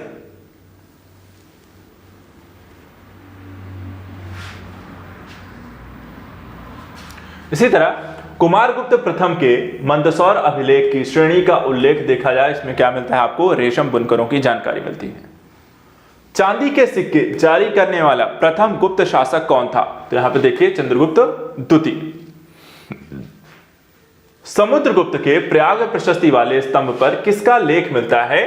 तो जहांगीर के बारे में जानकारी मिलती है। वह गुप्त शासक जिसको पहली बार अभिलेख जारी करने का दायित्व दिया गया, तो यहां पर आपको समुद्रगुप्त है। गुप्त शासक जिसको भारत का नेपोलियन कहा गया है, उसका भी नाम यहां पर समुद्रगुप्त है। तो यह है गुप्तोत्तर काल को लेकर जो बार बार आपको प्रश्न पूछे गए हैं, उनका हमने यहां पर रिवीजन किया। ठीक है, अब चलिए यहां पर बात करते हैं कुछ गुप्तोत्तर काल को लेकर के किस तरीके के प्रश्न यहां पर आपके एग्जाम में पूछे गए हैं और उनको लेकर के आपको क्या क्या चीजें ध्यान रखनी है। जैसे बाणभट्ट ने हर्ष चरित्र में किस मौर्यकालीन शासक का उल्लेख किया है? बृहद्रथ के द्वारा।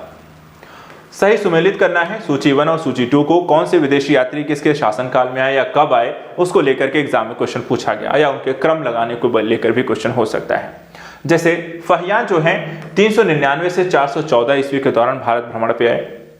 वेनशांग जो है 629 से 645 ईस्वी में आते हैं।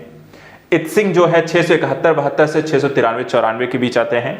और अल मसूदी 915 से 916 के दौरान यहाँ पर भारत में विदेशी यात्रा पर आते हैं, पहली बार या भारत भ्रमण के संदर्भ में आते हैं। तो ये आपको ध्यान रखना है। इसके अलावा राजा जिनको जनता के द्वारा प्रत्यक्ष चुना गया है, तो उनको हम कहते हैं गोपाल, जो नंदी वर्मन पल्लव मल्ल यहाँ पर आपको कहे गए हैं या राजवंश से संबंधित हैं। स्तूप जिसमें आर्यक स्तंभ की विशेषताएं आपको प्राप्त होती हैं, उसका नाम देखा जाए तो है अमरावती। स्तूप जिसमें आर्यक स्तंभ यहाँ पर वाला मंच की विशेषताएं हैं, तो अमरावती और नागार्जुनी कोंडा में यहाँ पर इसकी विशेषताएं आपको उल्लेखित हैं। शासक जिसने 4 अश्वमेध यज्ञों का संपादन किया है, वो है प्रवरसेन प्रथम, जो है आपको देखा है 4 अश्वमेध यज्ञों को इनके द्वारा कराया गया।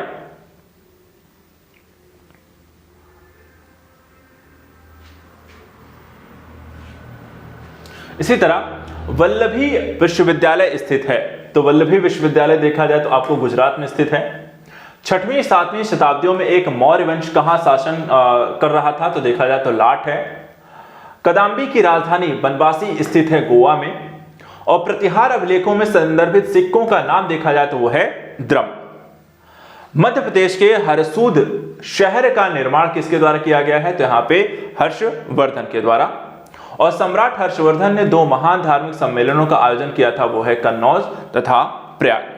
तो यहाँ पे देखा जाए तो प्राचीन भारत के संदर्भ में यहाँ पर उनके राज व्यवस्था, शासन इत्यादि को लेकर जो क्वेश्चन आपसे आए हैं वो हमने रिवीजन किया। अब इसके साथ ही साथ देखा जाए प्राचीन काल की कला एवं संस्कृति को लेकर भी आपके एग्जाम में प्रश्न आते हैं, ठीक है। तो उसको भी किस तरीके के प्रश्न यहाँ पे प्राचीन काल के कला संस्कृति को लेकर पूछे गए हैं, उनको भी साथ साथ हम यहाँ पर रिविजन कर लेते हैं, ठीक है। जैसे क्वेश्चन आया था, वह स्थान जहां पर शिल्प में विष्णु का वाराह अवतार दर्शाया गया है, वो है उदयगिरी गुफा विदिशा। मेहरौली के लौह स्तंभ लेख में उल्लेखित राजा का जो नाम है वो है चंद्र। मिलिंद पन्हो राजा मिलिंद तथा एक बौद्ध भिक्षु के मध्य संवाद के रूप में वह भिक्षु कौन से हैं, तो यहां पर नागसेन। एलोरा में गुफाएं और शैलकृत मंदिर जो हैं हिंदुओं, बौद्धों और जैनों के संदर्भ में यहां पर हैं। अजंता और एलोरा जो गुफाएं हैं ये किससे संबंधित हैं, तो महाराष्ट्र में हैं। मीनाक्षी मंदिर आपको स्थित है, कहां स्थित है, तो देखा जाए तो मदुरई में। महाबलीपुरम का सप्तरथ मंदिर बनवाया गया था, तो यह देखा जाए तो आपको नरसिंह वर्मन के द्वारा। महाबलीपुरम में रथ मंदिरों का निर्माण किसके द्वारा कराया गया, तो पल्लवों के द्वारा। इसी तरह हीनयान अवस्था का विशालतम एवं सर्वाधिक विकसित शैलकृत चैत्यगृह ये देखा जाए तो कार्ले के द्वारा यहां पर देखा जाए आपको कहां स्थित है, तो कार्ले में। 100 से अधिक बौद्ध गुफाएं वो केंद्र है किसका है, तो यहां पर देखा जाए तो कन्हेरी। वह शैलकृत गुफा जिसमें 11 सिरों के बोधिसत्व का अंकन मिलता है, वो भी आपको देखा जाए तो है कन्हेरी। सोमपुर महाविहार का निर्माण किसके द्वारा कराया गया, तो धर्मपाल के द्वारा कराया गया। गांधार कला शैली एक संश्लेषण है भारतीय और यूनानी कला का मिश्रण इसे कह सकते हैं। और सांची के महास्तूप के 4 तोरणों में किस एक का निर्माण सर्वप्रथम हुआ, तो देखा जाए दक्षिणी तोरण को सबसे पहले यहां पर आपको बनाया गया था।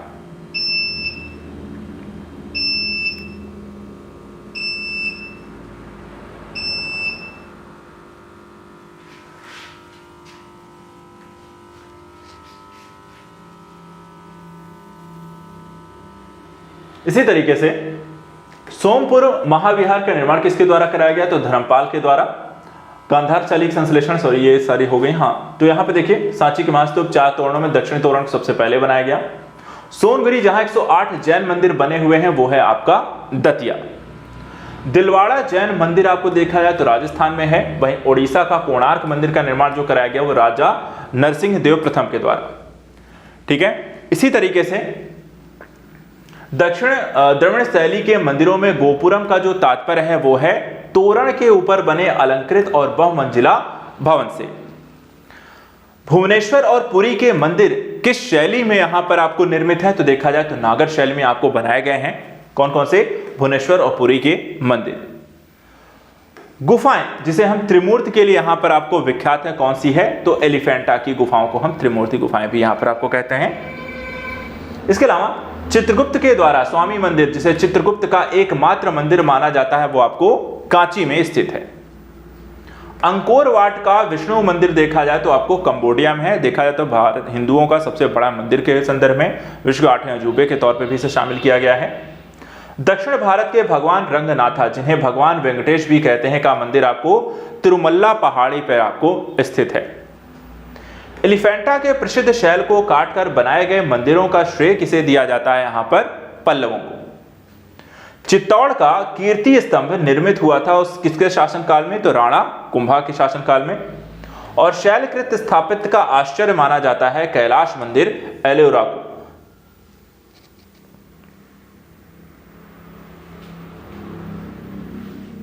इसी तरीके से वह मंदिर जिसके परिसर में एक भारी भरकम नंदी की मूर्ति, जिसे भारत की विशालतम नंदी मूर्ति यहां पे माना जाता है, वो है आपको बृहदेश्वर मंदिर में। चट्टानों को काटकर महाबलीपुरम का मंदिर बनवाया गया है, देखा जाए तो पल्लव के द्वारा। वह स्थान जहां राष्ट्रकूटों के द्वारा एलोरा पहाड़ियों में निर्मित गुफा मंदिर स्थित है, वो है औरंगाबाद, आपको महाराष्ट्र में स्थित है। इसी तरह गोविंद महल जो हिंदू वास्तुकला का अप्रतिम उदाहरण स्थित है, वो है आपको दतिया में। खजुराहो मंदिर का निर्माण किसके द्वारा कराया गया? तो चंदेलों के द्वारा। वहीं कोणार्क मंदिर आपको जो संबंधित है वह है सूर्य से, आपको सूर्य को देख के समर्पित यहां पर आपको मंदिर है कोणार्क। द्रविड़ शैली में बना हुआ शिखर है, यहां पर देखा है तो ग्वालियर के तेली मंदिर का जो शिखर है वो द्रविड़ शैली में बनाया गया है। अजंता की जो चित्रकारी है वो दर्शाती है, कैसी चित्रकारी है कि जातक कथाओं के संदर्भ में आपको जानकारी जो है एक तरह कथाओं को के संदर्भ में ये चित्रकारी बनाई गई है। खजुराहो के मंदिरों का निर्माण करवाया गया था चंदेलों ने। और बौद्ध हो गई, हिंदी जैन जो शैल गुफाएं हैं, हिंदू जैन शैलकृत गुफाएं एक साथ यहाँ पर जो विद्यमान है, तीनों के जो साक्ष्य आपको मिलते हैं बौद्ध जैन और हिंदू, वो हैं आपको एलोरा में। अब चलिए यहाँ पर कुछ सुमेलित करने को लेकर, जैसे कि कौन से, जैसे स्तूप जो है वो सांची का स्तूप है। चित्रकारी जो है वो आपको बाघ की चित्रकारी है। कनिष्क की सिरविहीन मूर्ति मथुरा से मिली है। दशावतार जो मंदिर है वहां पर देखा है तो देवगढ़ से मिलता है।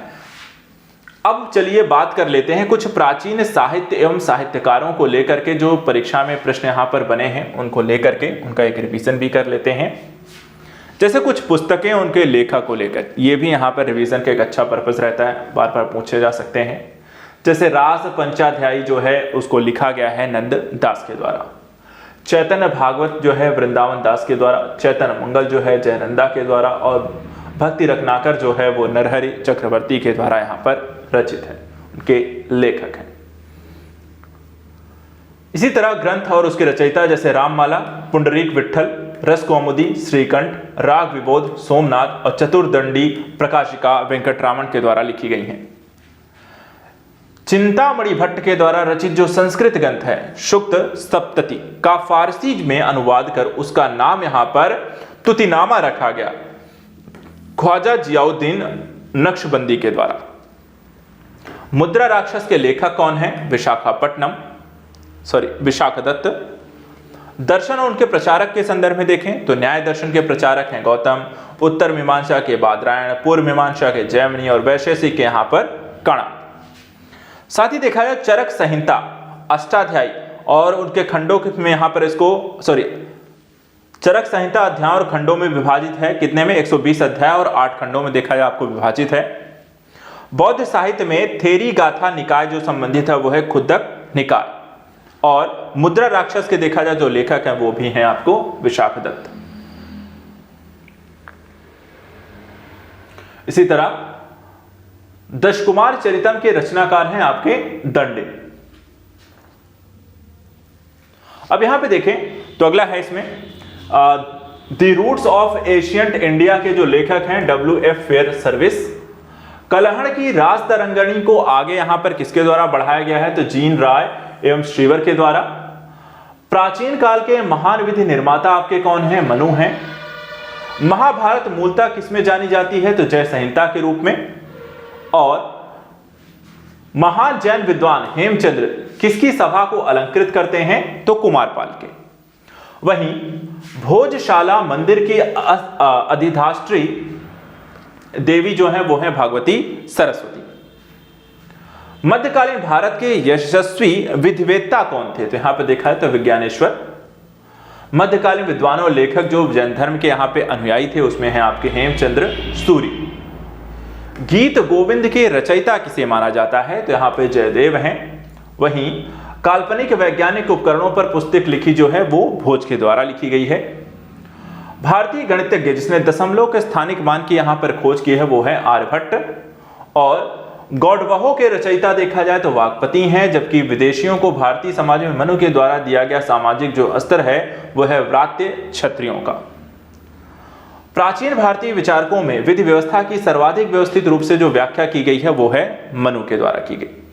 और मानसोल्लास शीर्षक ग्रंथ की जो रचना की गई है वो सोमेश्वर तृतीय के द्वारा की गई है। ठीक है, तो यहां पर देखा जाए तो प्राचीन काल और उसके संदर्भ में इतिहास जो है वो हमने यहां पर पढ़ लिया है। अब इसी कड़ी में जो अगले इसमें आपको आ जाता है, इसके बाद आपको पूर्व मध्यकाल, फिर मध्यकाल और उसके बाद आधुनिक भारत की शैली यहां पर शुरू हो जाती है। हम बात करें अगर पूर्व मध्यकाल को लेकर के इसमें कौन कौन सी आपको जानकारी इसमें मिल जाती है वो भी आइए देख लेते हैं। जैसे कि कुछ यहां पर आपको एक तरफ सूची दी है, दूसरी तरफ यहां पर उससे संबंधित जानकारी किसके बारे में कहां से मिलती है। जैसे कि सर्ववर्मन के संदर्भ में असीरगढ़ का ताम्रपत्र वहां पर है। ईश्वर वर्मन के बारे में जो जानकारी है जौनपुर के प्रस्तर अभिलेख से मिलती है। ईशान वर्मन के बारे में हरहा पाषाण अभिलेख से जानकारी मिली। वहीं जीवित गुप्त द्वितीय के बारे में दैव वर्णाक अभिलेख से यहां पर इसकी जानकारी मिलती है। चंदेल वंश का जो प्रथम शासक था वो यहां पर नत्रुक था। और होयसल वंश के प्रथम स्वतंत्र शासक विष्णुवर्धन ने अपनी राजधानी जो बनाई थी वो है द्वार समुद्र को।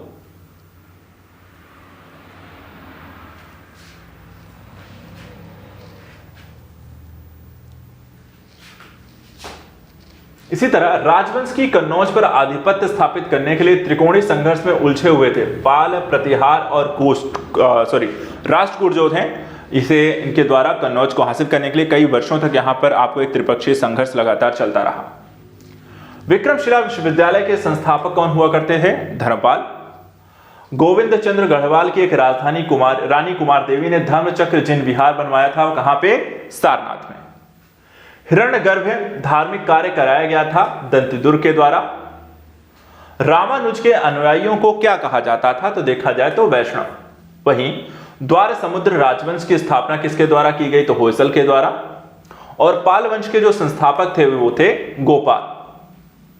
कदंब राजाओं की जो राजधानी हुआ करती थी वो देखा जाए तो बनवासी।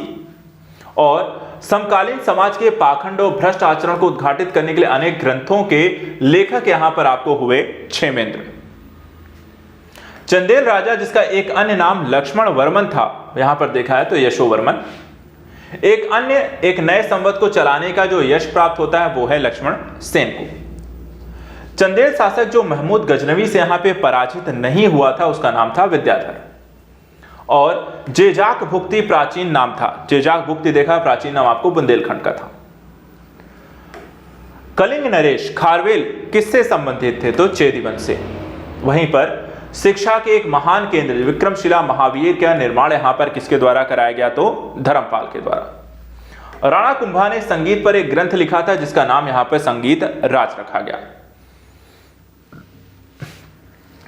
आइए अब जाते जाते यहाँ पे कुछ विविध तथ्यों को आज के सेशन में हम देख लेते हैं। बाकी का जो रहेगा यानी कि प्राचीन भारत के बाद मध्यकालीन भारत हम नेक्स्ट सेशन में करेंगे, नेक्स्ट मंडे को। देखिए यहाँ पे है वह पूरा स्थल जहां सुपारी के लिए 2 कार्बनीकृत बीज पाए गए थे वो था आपका वटगल। अब यहाँ पे देखिए कुछ एक तरफ शासक हैं, दूसरी तरफ यहाँ पे राजवंश हैं, जैसे कि गोविंद तृतीय जो हैं राष्ट्रकूट वंश से संबंधित हैं, वत्सराज जो हैं वो गुर्जर और प्रतिहार वंश से संबंधित हैं, देवपाल देखें तो ये पाल वंश से संबंधित हैं, वहीं नरसिंह वर्मन प्रथम को देखें तो ये पल्लव वंश से संबंधित हैं। इसी तरह महाराष्ट्र के औरंगाबाद में स्थित है, ठीक है, क्या स्थित है, तो अजंता की गुफा यहां पर आपको स्थित है। सही सुमेलित करना है सूची 1 को एक पर्यटक आकर्षण, सूची 2 को यहां पर उससे स्थान को लेकर के। जैसे कबीर की जो समाधि है वो आपको मगहर बस्ती में पड़ती है, सलीम चिश्ती की जो दरगाह है फतेहपुर सीकरी में है, गोविंद देव मंदिर जो है वृंदावन में है, तो बौद्ध स्तूप जो है वो कुशीनगर में है। इसी तरह कुछ राजवंश और उनके राजकीय प्रतीकों को लेकर भी एग्जाम में प्रश्न बने हैं, जैसे कि परमार्क राजवंश का जो राजकीय प्रतीक था वो है सूर्यदेव, मलय केतु के राजवंश का जो राजकीय चिन्ह है वारा, चंदेलों का राजलक्ष्मी और गुर्जर प्रतिहारों का भगवती जो है वहां पर आपको राजकीय प्रतीक हैं। इसी तरह कुछ विहार और किस राजा के द्वारा बनवाया गया था इसको लेकर भी क्वेश्चन आया, जैसे कि जगदल विहार को रामपाल के द्वारा, विक्रमशिला विहार को धर्मपाल के द्वारा, सोमपुर विहार को धर्मपाल के द्वारा और सलवन विहार को यहां पर श्रीभव देव के द्वारा यहां पर आपको बनवाया गया।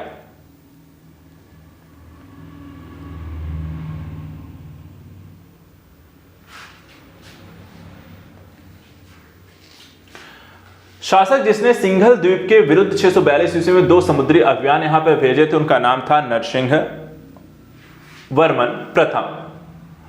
प्राचीन श्वेतांबर जैन मंदिर आपको स्थित है पालीताना गुजरात में। विदेशी व्यापार संबंधित जो संस्था थी उसका नाम यहां पर देखा है तो नानादिदेशी एवं नगरम। उद्दालक आरुणि प्रसिद्ध जो दार्शनिक हुआ करते थे वो देखा जाए तो कुरु पांचाल क्षेत्र में यहां पर थे। बीज गणित के क्षेत्र में विशेष योगदान करने वाले जो थे भास्कर थे।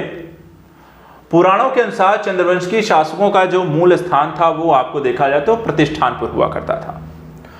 जो यहां है वह अन्यत्र भी है, जो यहां नहीं है वो कहीं नहीं है। किसके द्वारा कहा गया देखा जाए तो इसका उल्लेख जो है महाभारत ग्रंथ में मिलता है। हिंदू विधि के द्वारा मान्य जो कर था वो है आपको उपज का 6ठा भाग अर्थात 6 भाग। प्राचीन भारत में सिंचाई टैक्स को कहते थे, क्या कहते थे, विदग भागम सिंचाई के टैक्स। वैदिक ग्रंथों को भाष्यकार रसायन को आश्रम प्राप्त था विजयनगर राजाओं के द्वारा। बेसनगर अभिलेख का हेलियोडोरस जो निवासी था वो आपको देखा जाए तो तक्षशिला का था। श्रवणबेलागोला में गोमतेश्वर की विशाल प्रतिमा स्थापित करवाई गई थी चामुंड राय के द्वारा। चोलों की देखा है तो जो राजधानी हुआ करती थी वो तंजौर थी। एम्फोरा जार होता है एक लंबा और दोनों तरफ यहां पर हत्थेदार झाड़। विक्रम संवत का प्रारंभ कब हुआ था, लगभग 57 ईसा पूर्व। खसरा नामक दस्तावेज जो है वो राजस्व संबंधी एक दस्तावेज होता है और सामान्यतः पांडवों की राजधानी इंद्रप्रस्थ के साथ पहचान की जाती है पुराने किले यानी कि दिल्ली की। तो यहां पर इस तरीके की जानकारी, तो ये रहा उत्तर प्रदेश ये देखा जाए तो प्राचीन भारत के रिवीजन को लेकर के जो आपके पास यहाँ पे जो समय था मात्र यहाँ पर देखा है तो 1 से 1.5 घंटे में हमने यहाँ पे पूरा रिवीजन कर लिया है, जिसमें प्राचीन काल के साथ साथ वहां पर उसके इतिहास और कला संस्कृति और पूरे मध्यकाल को हमने यहाँ पर रिवीजन किया है। नेक्स्ट सेशन में हम यहाँ पर ऐसे ही इतिहास में मध्यकालीन इतिहास के बारे में पढ़ेंगे। तब तक यहाँ पर अपने स्तर पर भी प्राचीन भारत को एक बार पढ़कर समाप्त कीजिए और इस वीडियो को जरूर यहाँ पर बार बार सुन करके आप रिवीजन कर सकते हैं उनसे आने वाले प्रश्नों को लेकर के। साथ ही सिर्फ वीडियो को अगर आप एक बार देखते हैं तो आपको ये भी आइडिया रहेगा कि कौन से टॉपिक में प्राचीन भारत में कितने तरीके के प्रश्न और क्या क्या यहाँ पे पूछे जा रहे हैं और उस माध्यम से उस टॉपिक को भी अच्छी पकड़ यहाँ पर आपकी बनती है, उनको भी आप अच्छे तरीके से यहाँ पर रिवीजन कर सकते हैं। तो आज के इस सेशन में इतना ही। नेक्स्ट वीडियो में कुछ और इंपॉर्टेंट टॉपिक्स को लेकर मिलेंगे। तब तक के लिए thank you so much and good luck.